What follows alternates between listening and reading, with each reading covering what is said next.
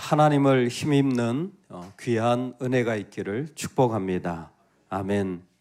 하나님은 지금도 하나님의 사람들에게 은혜를 베푸시고 그 사람에게 새로운 힘을 주시는 것입니다. 부솔시내는 다윗이 어떻게 그 힘을 얻게 되었는지를 구체적으로 보여주는 장소입니다. 부솔시내는 어떻게 다윗이 하나님으로 힘입어 신정 통치, 즉 하나님이 다스리는 세상을 살아가게 되는지를 보여주는 귀한 자리입니다. 먼저 우리가 알 것은 은혜는 위로를 받는 그 부분도 있는 동시에 은혜는 우리를 제어하는 힘이 되어준다는 것입니다. 여러분, 은혜는 감정적인 위로도 되지만 강력한 하나님의 힘입니다. 그 힘은 우리를 제어하고 우리를 다스리고 우리를 멈추게 하고 우리를 가게 하는 것이 바로 그 은혜입니다. 은혜 아래에 있다라는 것은 그 힘에 의하여 움직여지는 자라는 것입니다.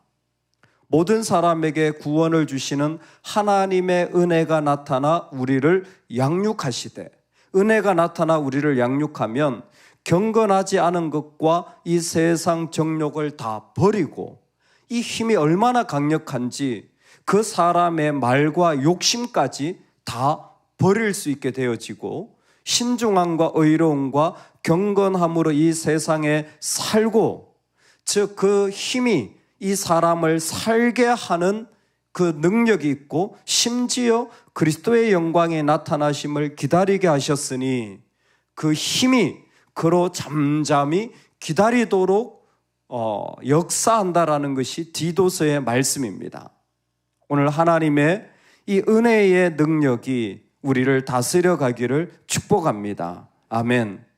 첫 번째, 어떻게 다윗이 힘을 얻었나 한다면 그 은혜가 그에게 임하여서 마음이 다급한데 하나님께 기도하게 하는 것입니다.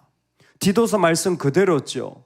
마음이 다급했다라는 건 마음에 분노가 일어나고 폭발 직전에 충동적인 마음이 가득한 모습이에요. 근데 그것을 다 버리고 이 세상 정욕을 다 버리고 그 분노를 버리고 구원을 주시는 하나님에게 경건함으로 살게 하는 것, 하나님께 나아가 기도하게 하는 것, 바로 그것이 은혜의 능력인 거예요. 여러분, 급할수록 힘들수록 마음에 분노가 있을수록 기도의 자리로 나아갈 수 있기를 소망합니다. 다윗이 아히멜렉의 아들 제사장 아비아달에게 이르되 에봇을 내게로 가져오라.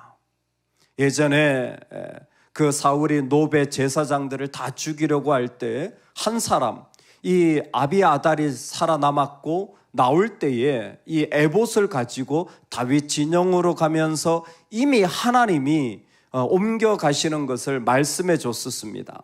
그리고 지금 다윗은 그 에봇을 내게로 가지고 오라. 즉 한마디로 말하면 우리 이 감정의 어려움, 이 상황의 힘듦, 이 이해할 수 없는 너무나 힘든 어려운 자리를 하나님께 묻자라는 것입니다.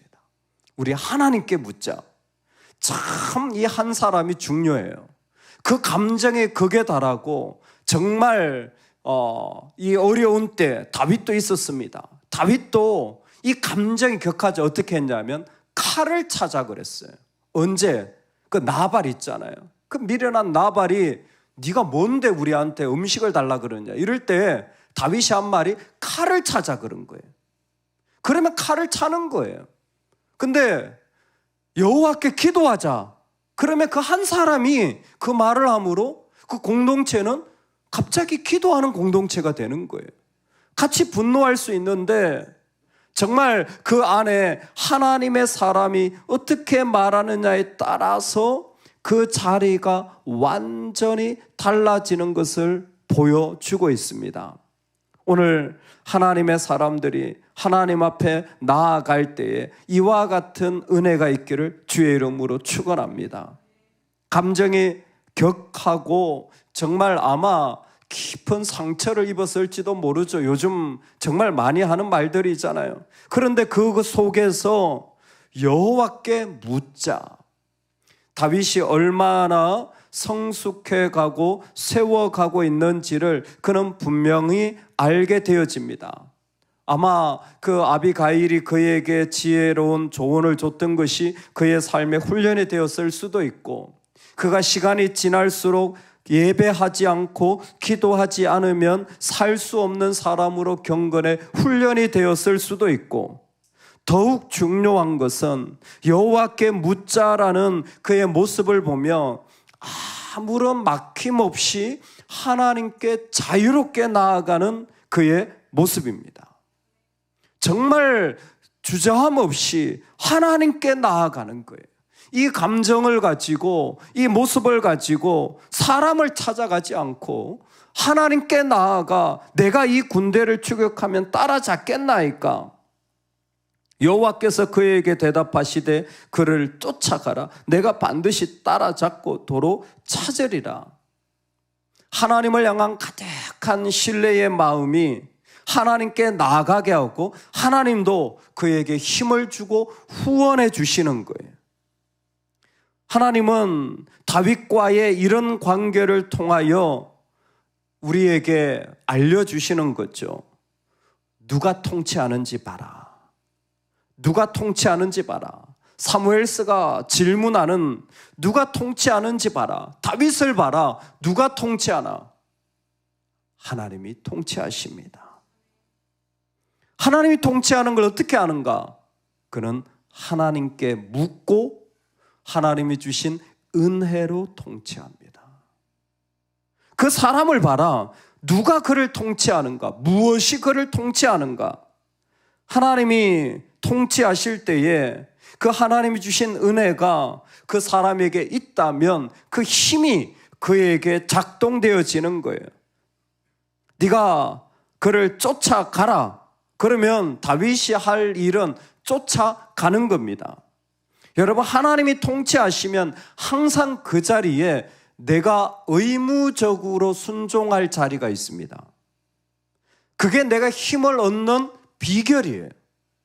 하나님이 통치하신다면 하나님으로 말미암아 명령되어지고 은혜의 힘이 그 가운데 진행되기 때문에 내가 순종해야 할, 그것도 의무적으로 순종해야 할 자리가 보이는 거예요. 이건 내가 해야 되는 일이야. 나는 부름받은 사람이야. 나는 세워진 사람이야. 나는 기도하는 사람이야. 나는 하나님 앞에 엎드려야 될 사람이야. 그 의무적인 순종이 그의 자리 가운데 선명하게 드러나서 그 순종이 다윗의 힘을 강화시키는 겁니다. 하나님이 주도하시고 다윗이 의무적으로 하나님 앞에 엎드릴 때 빌립보서 2장에 너희 구원을 이루라. 주님이 우리에게 구원을 주신 것을 우리로 순종하는 삶으로 나아갈 때 일어나는 일입니다. 얼마나 다윗의 마음이 급했는지 몰라요. 사실 다 설명하기도 어려운, 일단 시글락이 아말렉에 그 진멸당한 것도 힘들지만 자기와 같이 있던 자들이 자신을 향하여 돌을 던지려고 하는 그 광경을 목도한 것은 평생 잊혀지지 않는 배신의 모습일지 몰라요. 그 어려운 사람들을 데려다가 굴에서 같이 회복시키고 일으키고 먹이고 했던 것이 얼마나 깊습니까? 하나님의 은혜로 아무것도 아닌 자들이 세워지고 은혜 받고 한 것들이 얼마나 깊습니까? 근데 그들이 돌 던지려 할 때 다윗도 그 돌 던지려고 한 놈 나와, 이럴 수 있는 것입니다. 그런데 그게 아니에요. 다윗의 힘은 그곳에 있지 않습니다. 오히려 그 가운데 하나님을 순종하는 자리에 들어감으로 그의 능력은 더욱 놀랍게 세워지는 겁니다.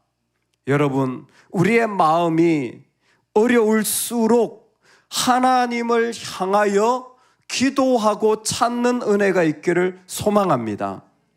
그때 하나님의 힘이 우리에게 너 이거 하기를 원한다.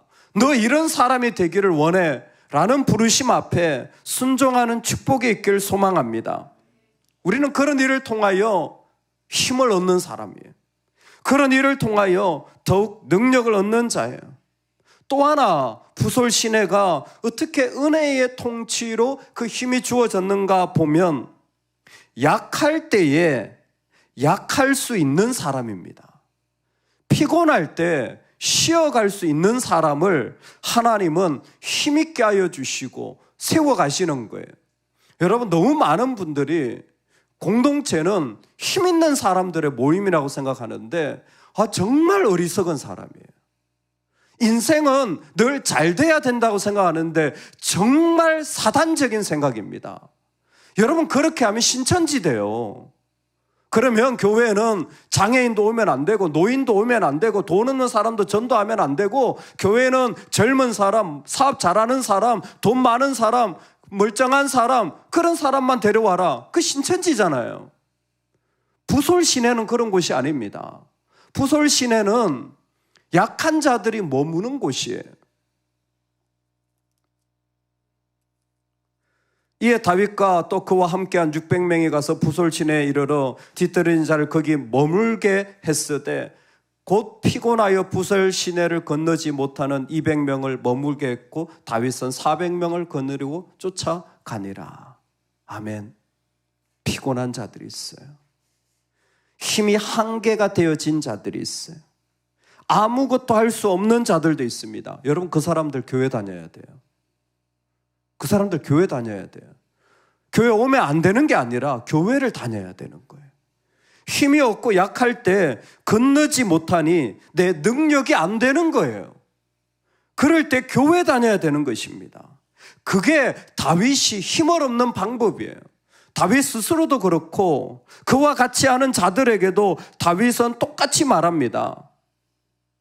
부솔 시내는 건너지 못하는 약함이 있는 자들, 우리로 치면 내가 약할 때 약할 수 있는 자들이에요. 여러분, 의외로 우리는 약한 걸 못 견딥니다. 우리는 약한 걸 되게 힘들어해요. 얼마나 사단적인 생각인지 몰라요. 다시 말씀드립니다. 약할 수 있어요. 약한 게 우리 인생이고 약한 부분도 하나님이 허락하신 거예요. 왜 약한 것은 나를 소진시키고 지치게 만들고 약한 것은 아무 쓸모없다고 말합니까? 아니에요. 그것도 우리 인생의 중요한 하나님이 주신 부분이에요. 언제나 창세기를 생각하면 분명해집니다. 하나님은 낮도 만드셨지만 밤도 만드셨어요. 하루 종일 움직이게만 하시는 것이 아니라 그 가운데 식물인간처럼 자게 하는 시간도 있는 거예요. 여러분, 그 밤이 우리를 힘있게 하는 것 아닙니까? 할렐루야. 그 밤이 우리를 새롭게 하는 것 아닙니까? 할렐루야. 부솔 시내에 약한 자들 200명이 있어요. 얘들은 전쟁에도 못 나가요. 너는 여기 있어. 그것도 은혜의 힘이에요. 400명이 갑니다. 전쟁을 해요. 이기고 돌아옵니다. 정말 거친 사람들이 있죠. 아직도 훈련이 안 됐어요. 저 남아있는 자들, 얘들은 아무것도 안 했으니까 주지 마.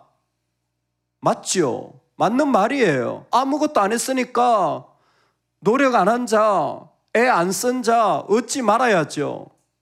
근데요, 다윗이 이렇게 말합니다. 여호와께서 우리에게 주셨으니. 이게 은혜예요.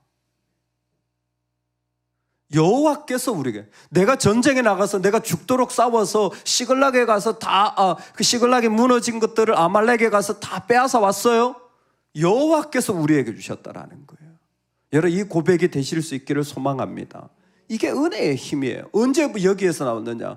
내 약한 것을 인정하고 순종하는 자들, 내 약한 것을 인정하고 교회 다니는 자들, 내 약한 것을 인정하고 하나님께 나아가는 자들, 즉 온전하지 못한 모습으로 살아갈 줄 아는 자들, 여러분, 그 사람들이 진짜 은혜의 사람들인 거예요. 그때 그 사람에게 강력한 힘이 일어나는 겁니다.